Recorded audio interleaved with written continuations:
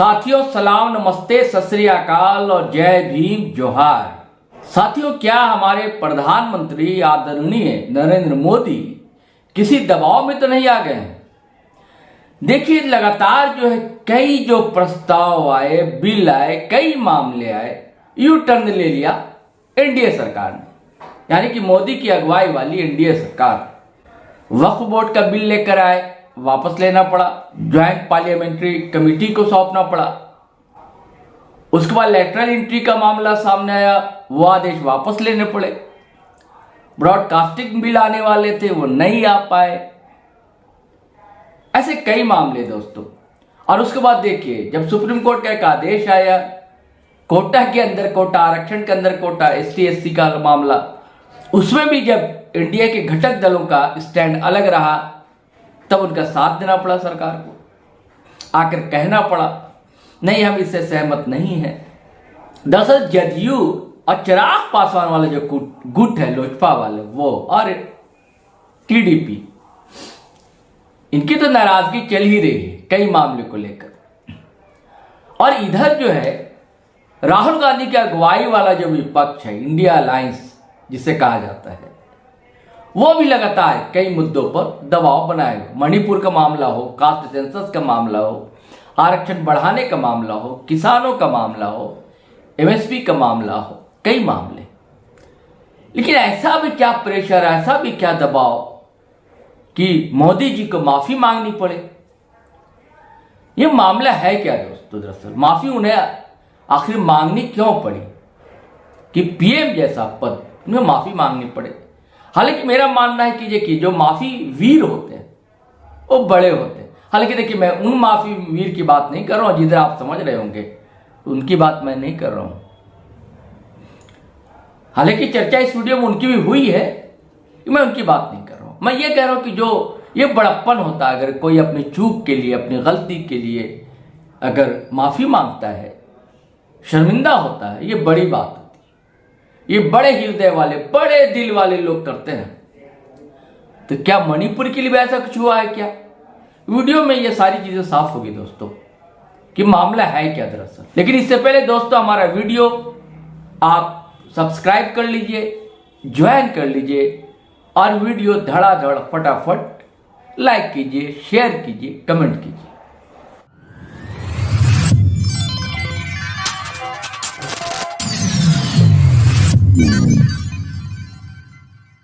सबसे पहले आप प्रधानमंत्री नरेंद्र मोदी का वो भाषण सुन लीजिए, जिसमें वह क्षमा याचना कर रहे हैं, सर झुकाकर, हाथ जोड़कर माफी मांग रहे हैं। ये वीडियो सुनिए, उसके बाद हम बताएंगे कि मामला दरअसल है क्या। साथियों, आज इस कार्यक्रम की चर्चा करने से पहले मैं अपने हृदय के भावों को व्यक्त करना चाहता हूं। जब 2013 में भारतीय जनता पार्टी ने मुझे प्रधानमंत्री पद के उम्मीदवार के रूप में निश्चित किया, तो मैंने सबसे पहला काम किया था रायगढ़ के किले पर जाकर के छत्रपति शिवाजी महाराज की समाधि के सामने बैठ करके प्रार्थना की थी। एक भक्त अपने आराध्य देव को जिस प्रकार से प्रार्थना करता है, उसे भक्ति भाव से आशीर्वाद लेकर के मैंने राष्ट्र सेवा की एक नई यात्रा का आरंभ किया था। पिछले दिनों सिंधुदुर्ग में जो हुआ, मेरे लिए, मेरे सभी साथियों के लिए छत्रपति शिवाजी महाराज ये सिर्फ नाम नहीं है। हमारे लिए छत्रपति शिवाजी महाराज ये सिर्फ राजा महाराजा राजपुरुष मात्र नहीं है, हमारे लिए छत्रपति शिवाजी महाराज आराध्य देव है।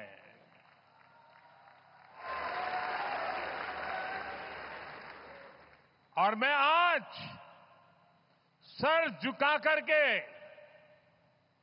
मेरे आराध्य देव छत्रपति शिवाजी महाराज की उनके चरणों में मस्तक रख के माफी मांगता हूं।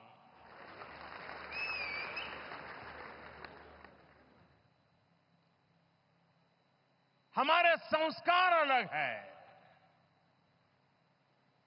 हम वो लोग नहीं हैं जो आए दिन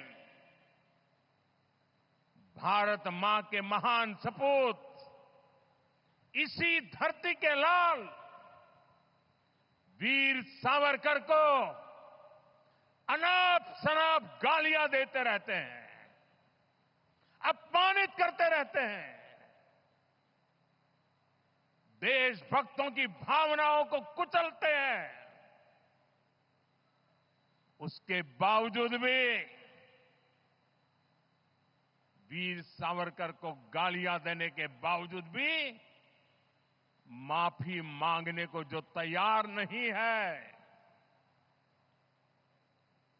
अदालतों में जाकर के लड़ाई लड़ने को तैयार है, इतने बड़े महान सपूत का अपमान करके जिनको पश्चाताप नहीं होता है, महाराष्ट्र की जनता उनके संस्कार को अब जान ले।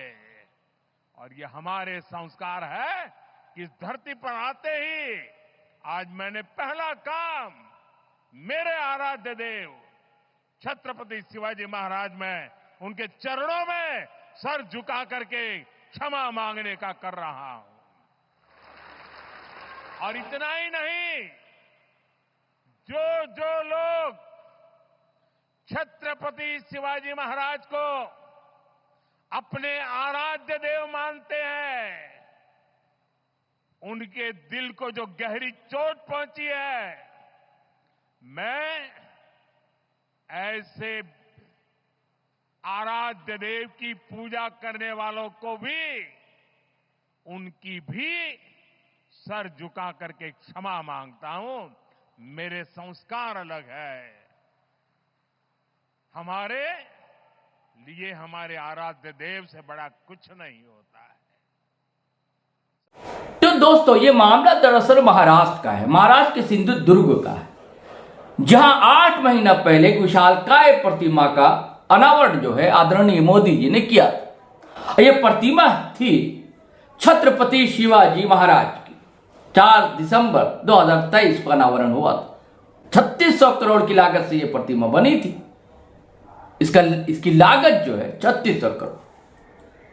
अब 35 फीट ऊंची प्रतिमा, लेकिन ये क्या पोल था क्या उसमें? 3600 करोड़ गए क्या आखिर? कैसी प्रतिमा बनाई गई थी कि 26 अगस्त को धड़धड़ाकर गिर गई? आप तस्वीरों में देख रहे होंगे दोस्तों, कैसे प्रतिमा गिर गई। अब जिनकी छत्रपति शिवाजी महाराज की, जो एक ऐतिहासिक और राजनीतिक व्यक्तित्व ही नहीं, उन्हें आराध्य का दर्जा महाराष्ट्र में हासिल है, उन छत्रपति शिवाजी महाराज की अब प्रतिमा का गिरना, सोच सकते हैं भूचाल सा ला दिया उसने महाराष्ट्र में। सिर्फ महाराष्ट्र की राजनीति में नहीं, महाराष्ट्र के समाज में भी, क्योंकि उन्हें एक आराध्य का दर्जा लगभग हासिल है। सिर्फ एक राजनीतिक या ऐतिहासिक व्यक्तित्व ही नहीं है शिवाजी महाराज, छत्रपति शिवाजी महाराज। तो होना क्या था? उद्धव गुट, शिवसेना, कांग्रेस, एनसीपी, शरद पवार सब चढ़ बैठे शिंदे सरकार पर, केंद्र की मोदी सरकार पर। इतने दबाव पड़ने लगे दोस्तों कि शिंदे सरकार को घुटने टेकने पड़े और झुक जाना पड़ा। और शिंदे जो मुख्यमंत्री हैं वहां, एकनाथ शिंदे, उन्हें माफी मांगनी पड़ी। लेकिन उससे भी बात नहीं बन रही थी। उद्धव गुट ने ऐलान कर दिया, संजय राउत ने कह दिया, किसी रविवार से जूता मारो आंदोलन शुरू किया जाएगा। मुंबई से लेकर दिल्ली तक का दरबार कांप उठा, हिल उठा। और इससे पहले वहां अभियान चल पड़ा था, मोदी माफी मांगे। जी साहब, तो मामला ये था। हालांकि इस मामले में गिरफ्तारियां भी अब हो चुकी हैं, लेकिन सवाल वहीं खड़ा है कि 36 करोड़ ये भ्रष्टाचार का मामला बनता है सीधे सीधे, कि पैसे गए कहां? क्या वो फिल्मी सेट जैसा एक स्टैचू खड़ी कर दी गई थी क्या वहां पर? भाई 3600 करोड़ की लागत से बनी प्रतिमा का ढह जाना और यह कहना कि हवा से गिर गई, ऐसा कैसे संभव है? अब कहा जा रहा है कि 6 फीट की अनुमति दी गई थी, 35 फीट की कैसे बन गई? ये तो दोष सरकार का ही है ना, विपक्ष या प्रतिपक्ष वहां शामिल था नहीं। संजय राउत ने कहा कि वो सिर्फ प्रतिमा नहीं थी, स्टैचू नहीं थी, सिर्फ वो भगवान थे हमारे लिए, भगवान की मूर्ति थी। कांग्रेस ने तो सीएम और डिप्टी सीएम दोनों तक हटाने की मांग कर डाली थी। तो मामला गर्मा गया था दोस्तों। तो शायद यही कारण है कि हमारे पीएम मोदी को जनता से माफी मांगनी पड़ी, क्योंकि वो महाराष्ट्र में आराध्य हैं। लेकिन अब इसके साथ कई मामले हैं जो देश में उठे, उसके लिए सवाल वक्त उठा रहा है कि अब मणिपुर के लिए मोदी जी माफी कब मांगेंगे? आज तक मणिपुर गए नहीं। हालांकि संघ प्रमुख मोहन भागवत ने भी इस मामले में सवाल उठाए थे कि यह खामोशी क्यों? अब लोग जो है जवाब भी दे देते हैं। अब लोगों का कहना मणिपुर में तो अभी चुनाव है नहीं, अब महाराष्ट्र में जल्दी विधानसभा चुनाव होने जा रहे हैं। अब महाराष्ट्र में भारतीय जनता पार्टी की हालत बहुत पतली है, बहुत ही खस्ता है, बहुत ही जर्जर है। लोकसभा में भी बड़ा अपेक्षित परिणाम भाजपा को नहीं मिला।